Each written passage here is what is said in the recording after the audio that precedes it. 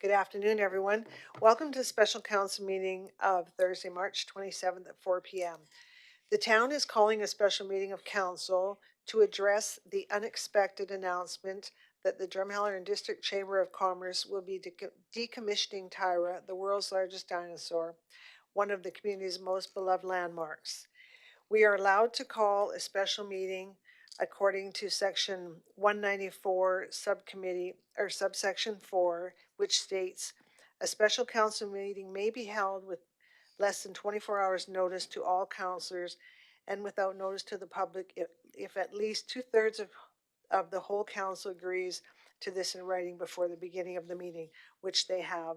So therefore, I will ask council to make a motion to adopt the agenda as presented, please. Tom? I move the council adopt the agenda for the March 27th, 2025 special council meeting as presented. Seconder, please. Patrick? All in favor? Carried. Now, we will be going into closed session to discuss this decommission of the world's largest dinosaur, as we had all just were, in fact, I was informed while I was at the AGM last night at 7:30. So we haven't had a chance to discuss this, so I will be asking for a motion to go into council because we are dealing with land legal. So council, can I please get a motion, please? Crystal? I move that council close the meeting to the public to discuss the Drumheller and District Chamber of Commerce decision to decommission the world's largest dinosaur as per FOIP 16, disclosure harmful to business interests of a third party, FOIP 23, local public body confidences, and FOIP 24, advice from officials. Seconder, please. Chris or Stephanie? All in favor? Carried. Thank you. We will discuss this and we will come out with a motion following the discussion. Thank you.